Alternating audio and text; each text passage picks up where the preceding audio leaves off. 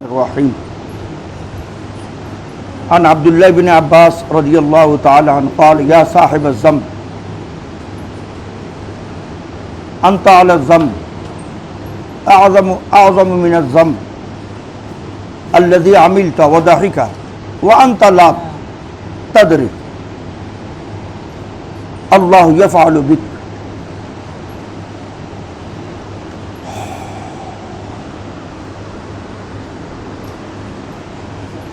মানুষ আল্লাহর ওলি হওয়ার জন্য কোনো কোর্স নেই। প্রত্যেক জিনিস একটা কোর্স থাকে। আমি মৌলানা হব, আলিম হব, ডাক্তার হব, ইঞ্জিনিয়ার হব। আল্লাহর ওলি হওয়ার জন্য কোনো কোর্স নেই, একটাই কোর্স। যে ব্যক্তি গুনাহ করা ছেড়ে দিল সে আল্লাহর ওলি হয়ে গেল।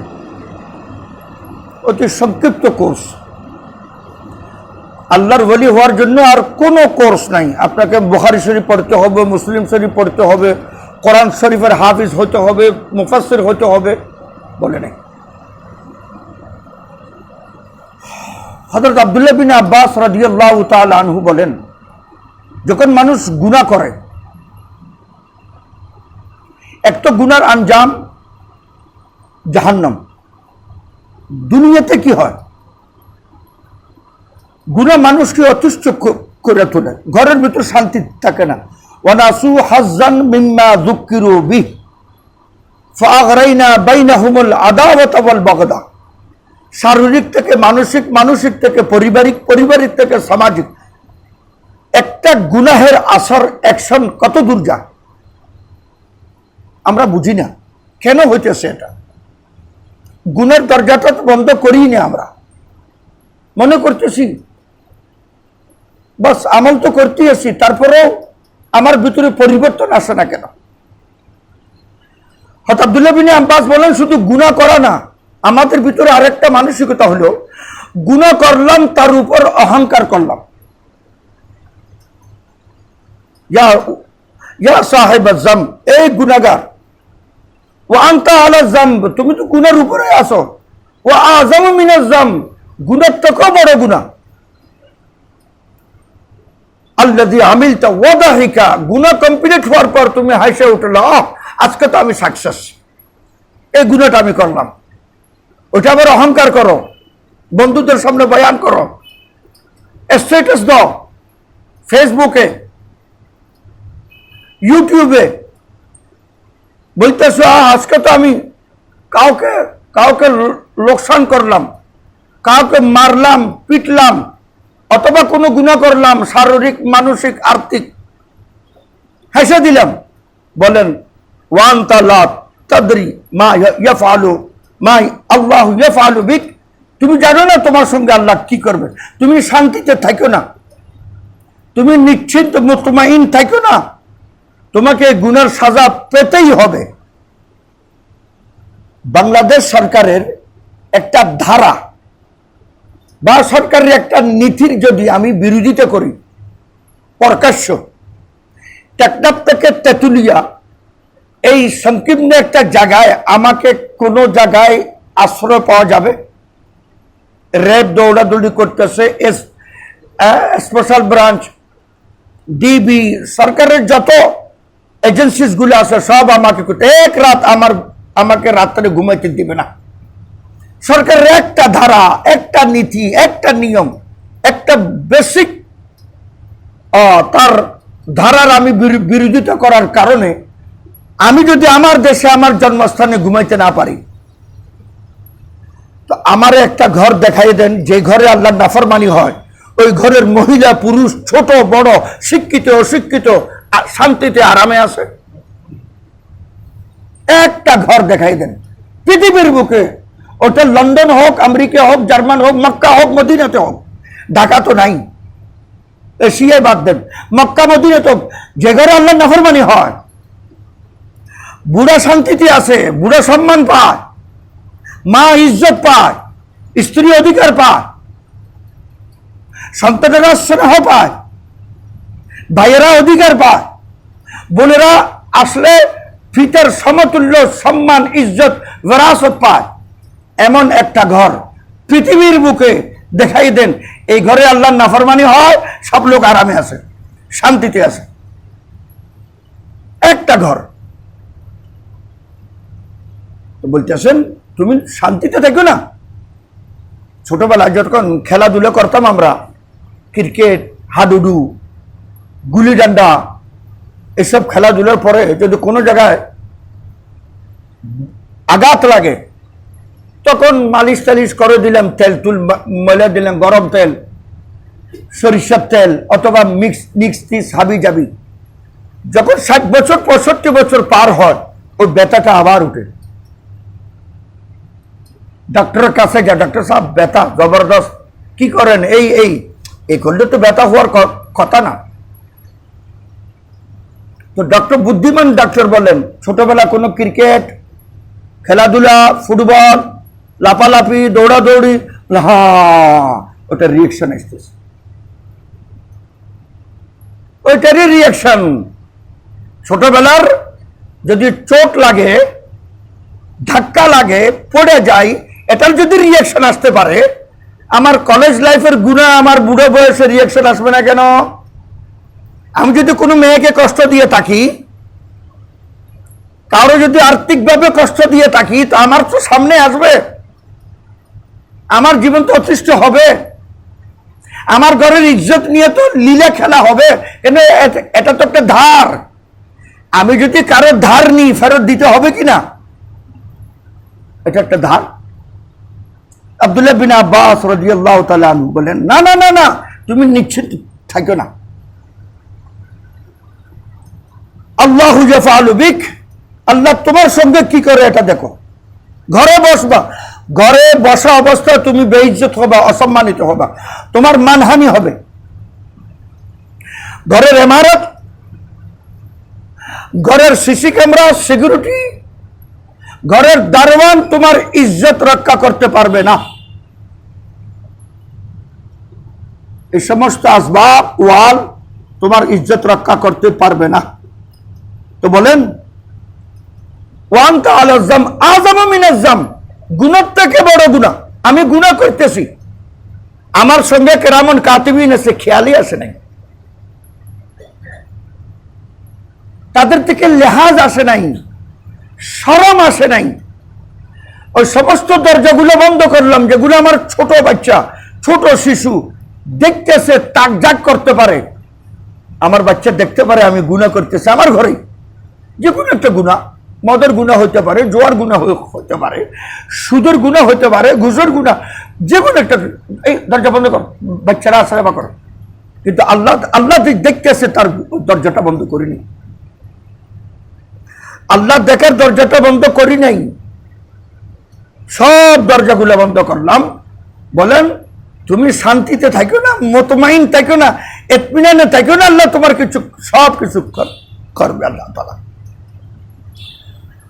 ফেরেশতার থেকে হায়া আসে নাই, আল্লাহ থেকে শরম আসে নাই। আচ্ছা, একটা আমাদের আরেকটা মাইন্ডসেট হলো, যদি কোনো দাড়িওয়ালা টুপিওয়ালা কোনো অপরাধ করে, মিয়া দাড়ি টুপি রেখে করেন, আল্লাহকে দাড়ি টুপির সঙ্গে অপরাধের কোনো সম্পর্ক নাই। গুনাহ না করার সম্পর্ক হলো কলমার সঙ্গে। কলমা পড়লাম লা ইলাহা ইল্লাল্লাহ, যে আল্লাহকে এক মানে, আল্লাহর ওয়াহদানিয়তকে বিশ্বাস করে সে কখনো গুনাহ করতে পারে না। মুহাম্মদুর রাসূলুল্লাহ, মুহাম্মদ সাল্লাল্লাহু আলাইহি ওয়াসাল্লামকে বেস্ট তরিকা, তার রাসালাতকে মেনে নিল দুনিয়া আখিরাতের সফলতার জন্য, মুহাম্মদকে রাসূল মানল সাল্লাল্লাহু আলাইহি ওয়াসাল্লাম, সে কখনো গুনাহ করতে পারে না। গুনাহ না করার সম্পর্ক দাড়ির সঙ্গে নাই, টুপির সঙ্গে নাই, জুব্বার সঙ্গে নাই, কলমার সঙ্গে আছে। এটা গুনাহ আল্লাযী আমিলতা, তুমি গুনাহ করলা, ওয়াদাহিকা, অহংকারে হাসে দিলে, 18 কোটি যে গুনাহ করতে পারিনি, আমি গুনাহ করে আসতেছি, তাও আবার সিঙ্গাপুর থেকে, তাও আবার কক্সবাজার থেকে, তাও আবার লন্ডন থেকে। ওয়াদাহিকা, হাসে দিল, অহংকারে ভিতরে ফুলে উঠলো। বলতেছেন ওয়ান্তা লা তাদরি, তুমি জানো না, তোমার কল্পনাও নাই, আল্লাহু ইয়াফআলু বিক, আল্লাহ তোমার সঙ্গে কি করে তুমি জানো না। তোমার সঙ্গে আল্লাহ তাআলা কি করে, তুমি রাসূলুল্লাহ সাল্লাল্লাহু আলাইহি সাল্লামের কালেমা পড়ার পরেও তুমি আল্লাহ তাআলার সঙ্গে করতেছ। যখন মানুষ গুনাহ করার পর গুনাহ সফল হয় বড় আনন্দিত হয়।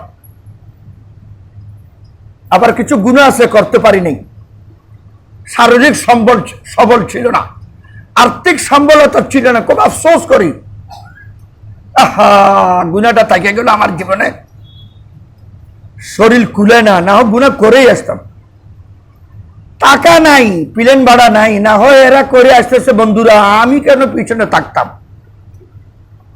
এ তোমার এই আফসোস করা গুনার থেকে বড় গুনাহ। যারা গুনাহ করে আসছে ওদের থেকে বড় গুনাহ, গুনাহ না করে গুনার উপর গুনাহ না করার কারণে আফসোস করা আযামু মিনাজ যাম, গুনার থেকে বড় গুনাহ। একটা হলো গুনাহ করা, হয়ে গেছে, হবে না হবে তা না, ফেরেশতা তো না, হবে। আল্লাহ তাআলা তওবা দিয়েছে, ইস্তাগফিরু রাব্বাকুম, তওবা করে নাও। আমরা গুনাহ কি, আমি খাওয়ার সময় খাইতে বসলাম, বাসায় হোক অথবা বড় বড় হোটেলে হোক, নেপকিন রাখা হয়, গামছা রাখা হয়, যেন ঝোল টোল হাবি জাবি কাপড়ে না পড়ে। যদি পড়ে যায় লেবুর পানি সাবানের পানি দিয়ে তাড়াতাড়ি খাবার অর্ধেক বেলা আগে সাবান আর লেবু নিয়ে কেমনে লাগলো এটা, বাস ইস্তিগফারের পানি হলো লেবুর পানি। যখনই গুনাহ হবে সঙ্গে সঙ্গে ইস্তিগফারের পানিটা লাগাই দেন। ইস্তিগফারের মাস বলকে এক হাদিসে পাকে আছে, এই 10 দিন, এই মধ্যমের 10 দিন, মধ্যমের আসর, এটা হলো ইস্তিগফার, আস্তাগফিরুল্লাহ রাব্বি মিন কুল্লি যামবিন ওয়া আতুবু ইলাইহি। ইস্তিগফার পড়তে থাকা, গুনাহকে মাফ করাতে থাকা।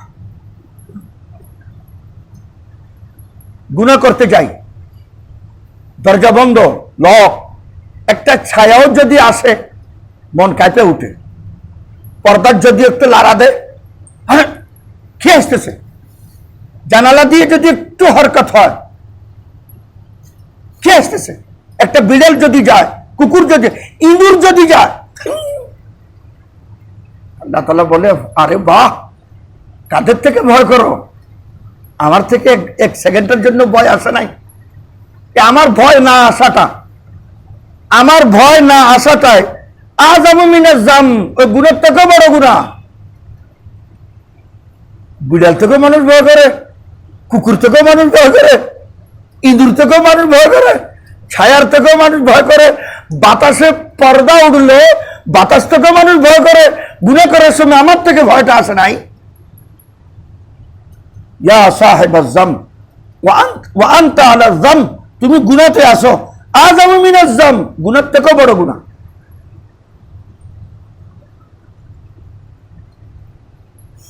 এই জন্য আল্লাহ তাআলা একটা দুটো তো গুনাহ না, আশেপাশে কত গুনাহ আছে যে গুনাহগুলো মানুষকে অস্থির করে তোলে।